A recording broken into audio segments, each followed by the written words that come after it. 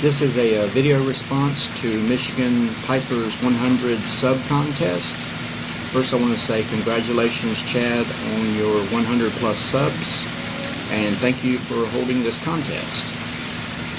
And if you are not subbed to Michigan Piper, what are you waiting for? I'll leave a link in the box below, and get yourself over there and sub Chad. Now, Michigan Piper wanted us to tell an outdoor story, hunting, fishing, that kind of thing. The one I thought of was a camping story. When my kids were younger, I would take them individually on a camping trip, and the one that I remember the most was when my oldest boy, Ryan, turned teenager, and we went to Swanee River State Park, just west of Live Oak, Florida. It was around Easter, April sometime, and of course we went, set up camp.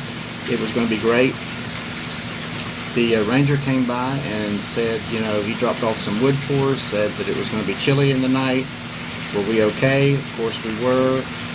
And that night we were sitting out by the fire, kind of laying out by the fire really, and this beautiful little red fox came slowly walking through camp, about down towards our feet. We could have touched him with our toes. And he sniffed around for a few seconds. Both of us, and I don't know how Ryan managed it, but he was dead still. And the little fox just trotted on off. And the look on my boy's face was amazing. That was all he talked about. I didn't think we'd ever get to sleep. Anyway, that morning, when we woke up, it was quite chilly. The ranger came by to check on us and wanted to know if us Florida boys were okay. And we said, of course. You know, we'd gotten up. I'd cooked some bacon and eggs for breakfast, which was a mandatory breakfast when we were camping. And the ranger informed us that it got down to 29 degrees that night. And of course, you know, we'd camped for several years, so we knew to be prepared in case of, you know, rain or cold, whatever.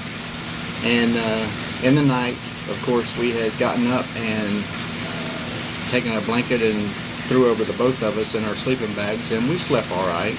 It was a little chilly. Well, after breakfast, we went to the bathroom to clean up and take a shower, and it was cold in that shower. So we each got in our separate stalls, and in a second Ryan goes, "Hey, there's something wrong with the shampoo." And I said, "Well, throw it over here." And it had frozen solid. So we had to run it under the hot water to get it to get liquid enough for us to wash our hair. And then we stepped out, dried off, dressed real quickly, and went over to the sinks to brush our teeth. And this time, the tube of toothpaste was frozen. So we had to run it under the hot water again to get it to where it would squeeze out onto our brushes. And I think we stayed that next night, and we packed it in that next morning. But I've heard Ryan tell his friends that story, and he's 30 years old, and I think it's something he will never forget. I know it's something I'll never forget. Of course, I've got 4 children, and we've gone camping with them many times, and there's a lot of stories I could tell, but that one was the first one that came to mind, and I can still see Ryan's face when that little red fox stopped at our feet, and really didn't realize, I would think he didn't realize that we were there. So, Chad, I hope this will do for your outdoor story, and thanks for letting me think of it again and tell the story. And congratulations on your subs. Peace, brother.